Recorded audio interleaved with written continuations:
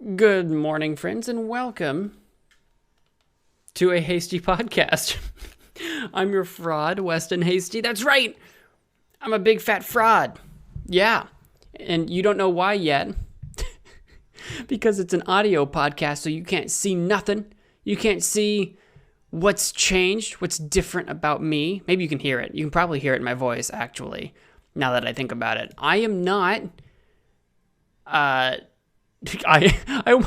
Here's what I almost said and why I completely stopped. I almost said, I am not the morning, which is a true enough statement.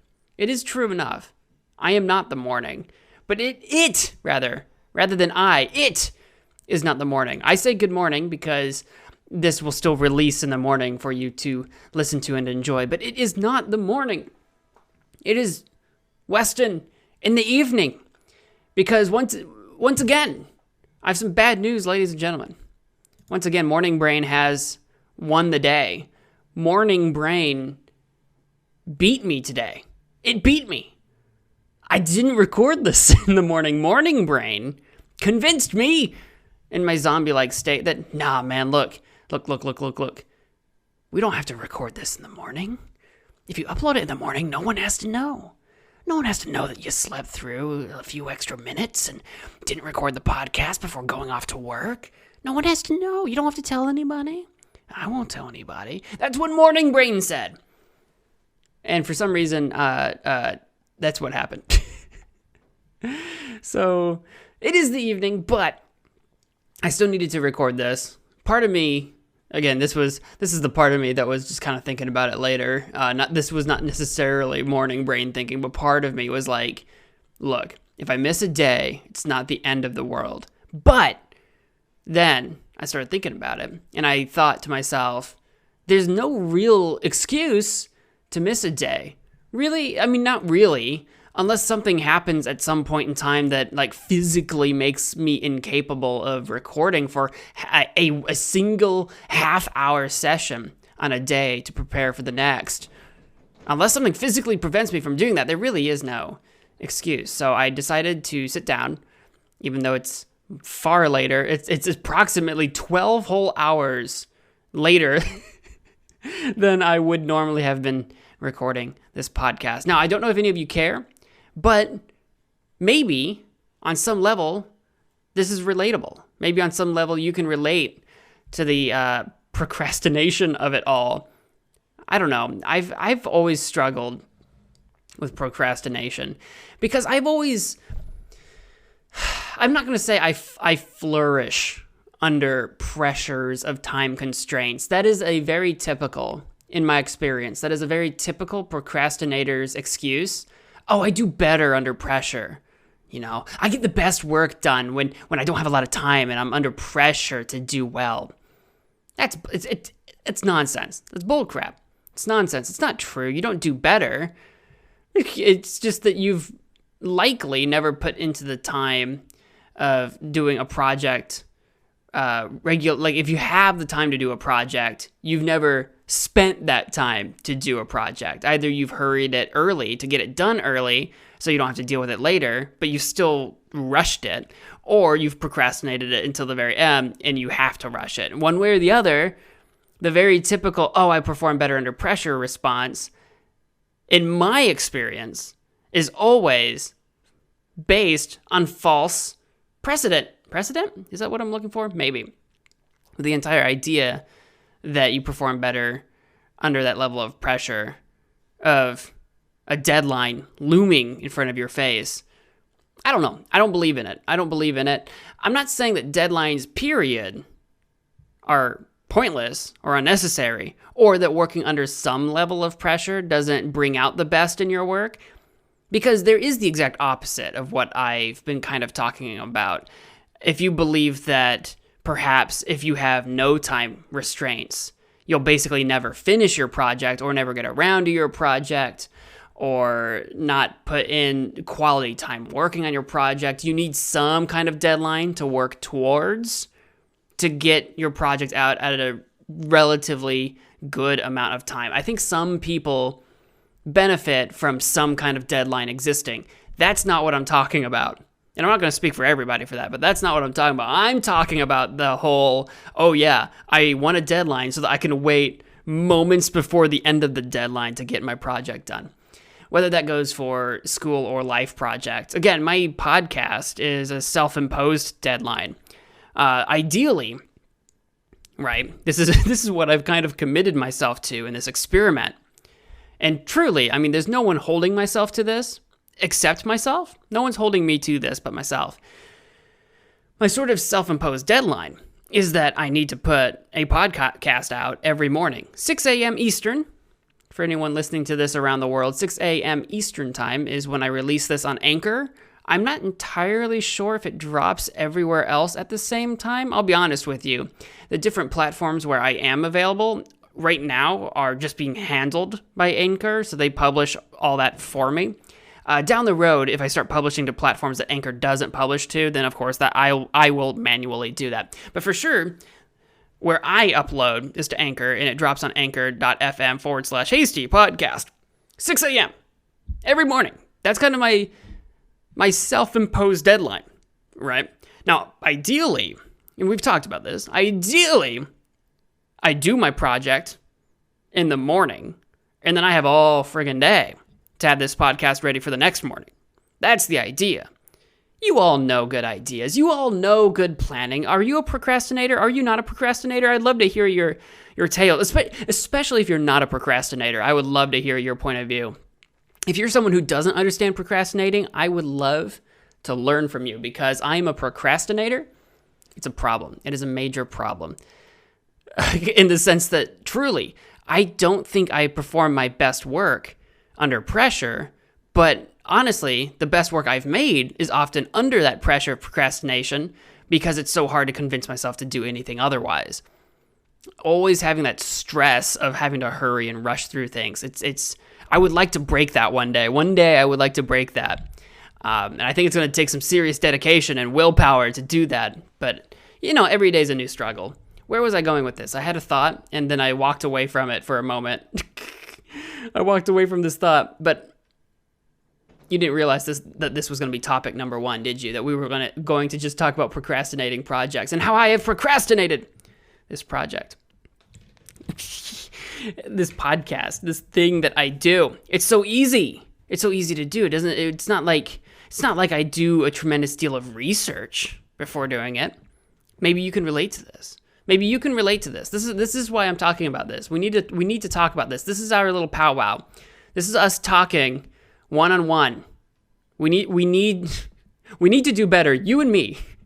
I know you're a procrastinator. You're listening to this podcast. Maybe you're like me. Maybe you're not, but forget that for a moment. You're exactly like me. We need to talk about this. We need to break this procrastination habit because it's not good for us.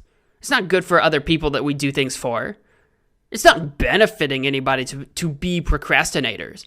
You can find any number of videos on YouTube or articles on the internet or something about how being lazy, right, has benefited mankind because taking the lazy way out forces us to come up with clever solutions and new solutions to problems that would otherwise take hard work to do.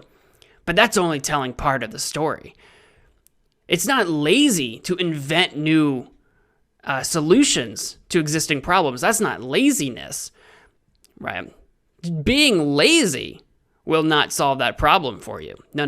That is half the story. It's a misnomer that we tell ourselves, that we fool ourselves into believing so that we don't have to adapt, so that we don't have to change, so that we don't have to better ourselves. And this is about bettering ourselves. You didn't know this because I haven't been talking about it. This is episode 6 of this podcast. This is actually, secretly, a podcast about empowering yourselves, about bettering yourselves by starting with myself. I started this podcast not for other people, but for me. It's all been a selfish endeavor. Haha.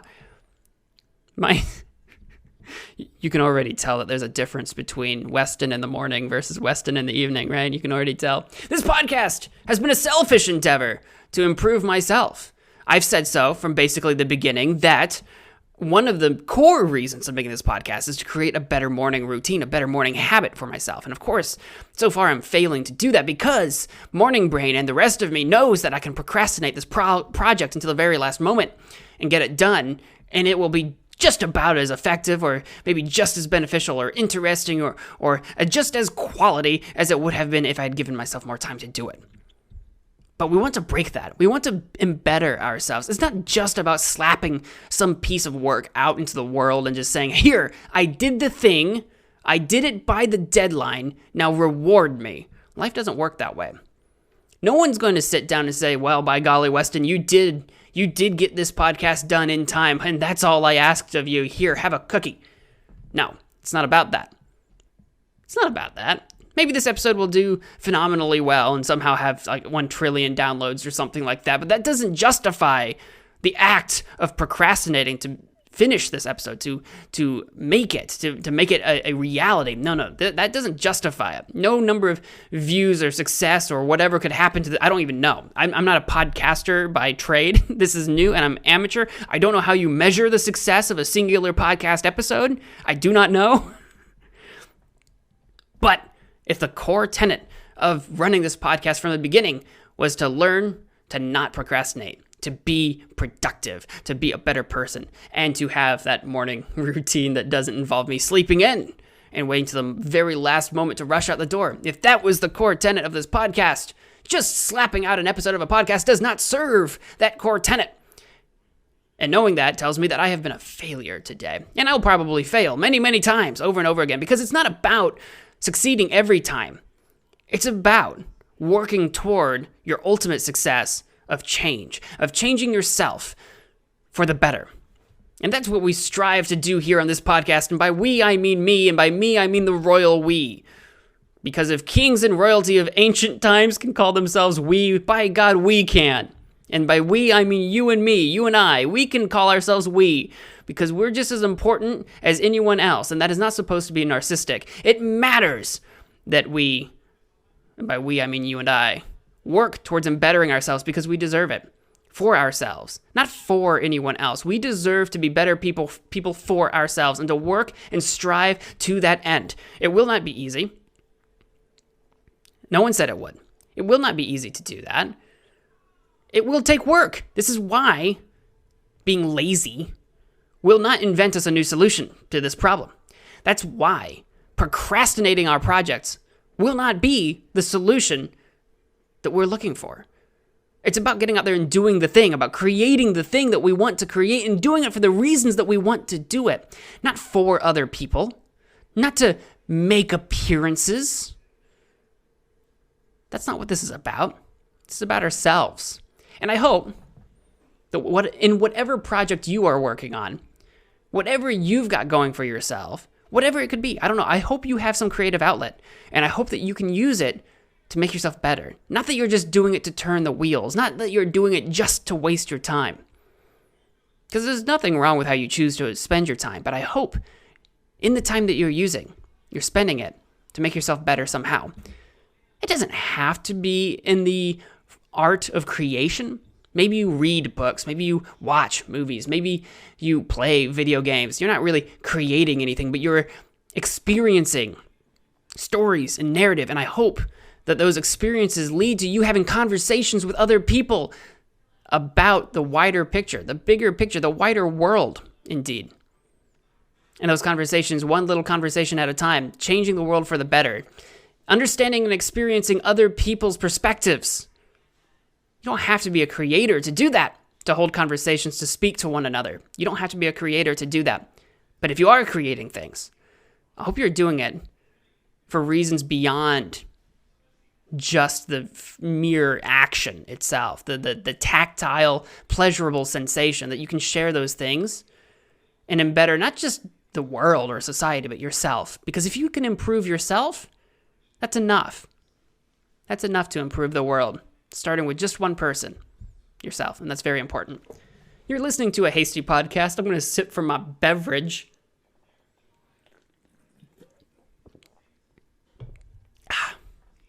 We're not drinking coffee during this podcast, I must admit. I do have a jug. That is not the word. A mug, one of those travel mugs. I do have a travel mug of coffee somewhere. I thought I brought it with me into this room. I apparently do not have it with me in this room, but I do have an adult beverage with me here. It's I say adult beverage like I'm trying to censor it. When I stream or play games on YouTube, can you already tell that my demeanor has completely changed from what we just had? I hope you enjoyed that first segment of this podcast. But I'm so used to censoring myself on like YouTube when I make videos or stream or whatever, because adult beverages are not child friendly, and if it's not child friendly, it's not advertiser friendly. Those two things should be different, but on YouTube they're basically interchangeable. If you want to be advertiser friendly, you basically have to be child friendly. So I'm used to censoring myself. So it feels weird to be like, I am enjoying myself a fine Miller Lite. #Spawn. No, I'm just kidding. Obviously, but very different style podcast. Although this is not my intention for this podcast, I would love to hear from you. Either on Twitter at Weston Hasty or on some comment somewhere. If you can comment on these podcasts somewhere in the universe, wherever you're listening to this, I would love to see it. But probably Twitter is your best bet, because I'm an idiot that spends too much time on Twitter. But let me know what you thought of the evening podcast by the end of this. If you even survived it this long, maybe you dipped out 5 minutes in and you were like, nah, man, this is whatever Weston is on right now. I am not having that. Actually, I take that back, because whoever I'm talking to right now, you've been here for the last 16 odd minutes. So you're the real OG. You want whatever I'm having. And I'll tell you what, it's just the fact that I'm awake right now. Yesterday, I promised I'd talk about Legend of Korra. So that's what we're going to do a little bit. I know that's a very strange swing from what we were just talking about procrastination. But I'd like to have 2 topics at least for all of these podcasts, right? I feel like that's a relatively good number of topics to have. My first topic was going to be about like D&D. But yesterday's D&D session was canceled due to just life. So I'll save the D&D episode for a later date. It doesn't have to be today, because I got lots to talk about, but we'll save that one for a later day. So topic number 2, The Legend of Korra. We didn't have time to talk about it yesterday. We were talking about Netflix stuff, and I got into talking about B&A, which is this new anime, relatively new anime on Netflix that I've been watching, but I've also been watching a bunch more of The Legend of Korra, and I just caught up to where about I left off when the show was new. And I just wanted to fill you guys in on what that show even is. It's not for adults. It's definitely a kids-ish show. The target audience is like teens-ish, right? That's the kind of idea. So I'm not talking about kids show as in like 10-year-olds or 8-year-olds or 5-year-olds or something like that. But definitely meant for teens back when it came out on Nickelodeon, I want to say is what it came out on. But it's the spiritual successor made by, I think, the same studio, same people that made the show Avatar: The Last Airbender. So if you're familiar with that, you're probably familiar with The Legend of Korra. You probably don't even need me to explain it to you, but the story is basically about Korra, who is an avatar, who has the power to bend, which is basically to wield all of the 4 elements in the universe, which are fire, wind, earth, and what did I not say? Water. I immediately forgot what I had said. All 4 of the elements. And typically in this universe, if you're a bender, you can only bend one of those elements, or you can't bend anything at all. You're a normie. I don't remember if there's a name for that or not in the universe. If you're a non-bender, I don't know if there's a name for that, like normie or something like that. But those are your options. If you're the avatar, you can bend everything, basically. And Korra is the avatar. There's only ever one avatar at a time. And in season 1, we spend time with Korra learning how to bend air. She's already mastered the other 3. All she has left to do is air. And she's struggling because air is sort of her counter personality. Air is about letting go and being loose and kind of like, moving with the flow. And she's a very aggressive head-on type of person, very, very stalwart, tackle things head-on type of person. And mastering air involves rolling with the punches and being at peace with the world in many ways, so she has to learn how to do that. And she takes up bending, this pro bending thing, which is like a bending sport that teaches her while she's playing it to roll with the punches. She learns quickly that despite having mastered the other elements, she is not up to speed with the modern way of bending. She's been learning under these old monks, basically, to learn the traditional ways to bend. But now it's a more modern setting and a more modern time, and she learns that she has much more to learn, and that's actually sort of the trigger for her to start learning airbending. I mention all of this because that sets the scene for what we saw in Avatar: The Last Airbender, where it's a very traditional sort of narrative about like nature and about spiritualism and about traditions in terms of the bending and the art forms that involves and that kind of thing. So you have a lot of that in Avatar: The Last Airbender. Moving on to The Legend of Korra, season 1 opens with those concepts merging into a more modern timeline where many people have moved beyond those ancient traditions for something a little bit more contemporary. It takes place in a similar time period as like 1920s to 40s. America is kind of the aesthetic that they're going for. Or maybe even 20s to 40s Britain or something like that. So some Western 20s to 40s era. Kind of think World War I, II-ish in terms of technology, where like biplanes and that kind of thing. And, you're starting to put metal on ships and that kind of thing. Except that in terms of weapons, like no one uses straight on like guns. Everybody's got either bending. So instead of having a gun, you might like throw fire, right? Because you're a firebender or something like that. Or you have like still like sticks. People still beat each other very much with like melee weapons if you're not a bender. No one's really come up with guns yet, I don't think, that I've seen. So I think it's an easy way to maintain its sort of like T rating. I don't know what it is on TV. TV 13 or something. I don't know how TV ratings work. Don't ask me. But in video game speak, it like rated teen or something. So that's the aesthetic we're going for in these sort of mergings of ideas. We're set up for that in season 1. I'm not going to spoil too much about the main plot, but there is this big bad. The big bad guy is this sort of rebel, so kind of like a terrorist, really. This terrorist that wants to take out the leadership in the city that the entire thing pretty much takes place in. The entire show takes place in Republic City. The leadership and many of the people in power are benders, and it's this sort of terrorist cell's point of view that the benders are keeping the normies down by taking advantage of them and that kind of thing. And this leader of this cell is someone who somehow mystically is capable of removing benders' ability to bend the elements. And I'm not going to spoil too much about the season because if you haven't watched it, I do recommend season 1. I enjoy it a lot. I think the finale, the ending, is actually kind of weak, but altogether, in general, I really enjoy the entire season by itself. So I won't spoil too much about like how that is possible or whatever, what have you. But suffice it to say, by the time we get to the end, the big bad is defeated, and we move on to season 2. Season 2, which I talked about a little bit last time I talked about Legend of Korra, is about sort of returning to that spiritualism and traditional roots a little bit as Korra returns to her home in the Water Tribes, which are a very traditional sort of nation compared relative to Republic City that we saw in season 1. So I've mentioned before that I don't really care for this season because it seems so 180 from what season 1 sets up, and it very much is. And we go into this sort of introducing the conflict between the North and Southern Water Tribes. So there's this power conflict between the two.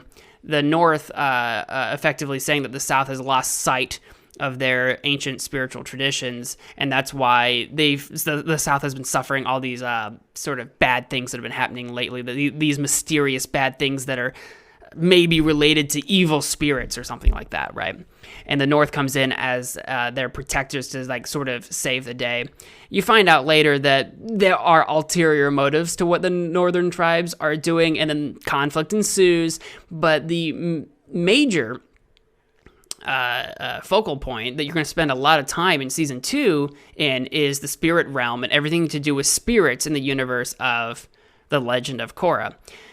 Which is something that you didn't see quite on this level in Avatar: The Last Airbender. You would see some of the spirit world and some of how spirits interacted with the universe, but for the most part, that was kept to a minimum. Whereas in the Legend of Korra, the entire season 2 is basically predicated on that aspect of the universe. In fact, there's a 2-episode, like it's a 2-episode story about someone who's not even Korra. I can't think of his name now, but it's the original Avatar, back when the human realm and the spirit realm were merged and one, and spirits and humans lived together. And it's a story about the origination of bending, the Avatar, and that kind of thing. But it's a complete departure from literally the entire story of the Legend of Korra as we've seen it from season 1 and 2 to tell its own small narrative that does come up and holds some significance to the main story of season 2, but it's mostly just background information that kind of exists completely isolated from the rest of the story,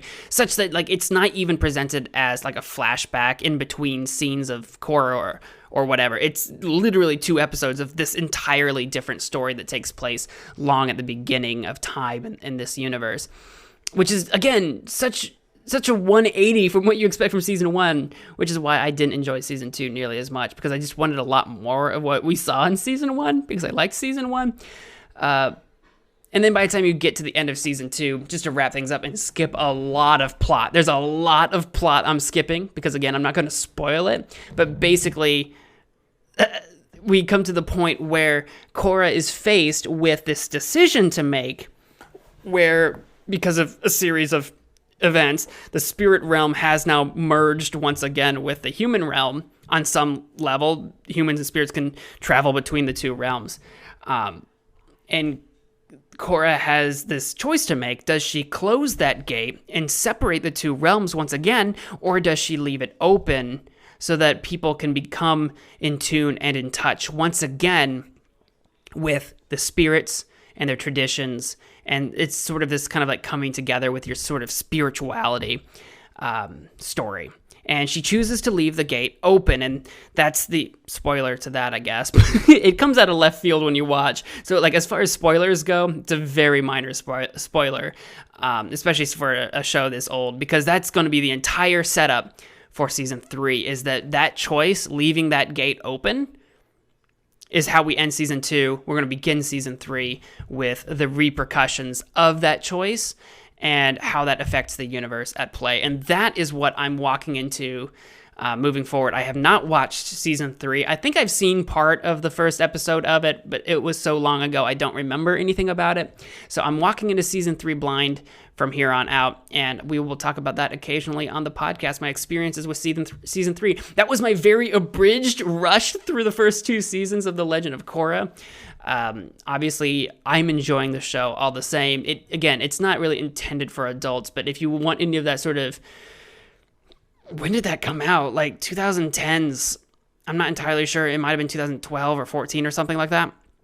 I don't remember when The Legend of Korra came out, but if you want some of that between 5 and 10 years ago nostalgia trip or whatever, go for it. I recommend the series quite a bit. I still highly recommend, if you want to go back to the early 2000s nostalgia, go back and watch Avatar: The Last Airbender. The first season is a bit more childish than the last seasons, so if you can get past season 1, the story gets quite good after that point. It's not bad in season 1 at all, but in case you're watching season 1 and you're thinking to yourself, this is a little too childish, it does get a bit more mature after season 1. I think that happened because it was intended for a younger audience, and then the show developers, designers, whatever you call them, the producers, realized that it was attractive to a little bit of an older audience, so that they kind of readjusted course just a little bit, and I think it was a good move. So you'll see that. I think you can still very much enjoy it. It's a very solid show. As for The Legend of Korra, I can definitely recommend season 1. I enjoyed season 1 quite a bit.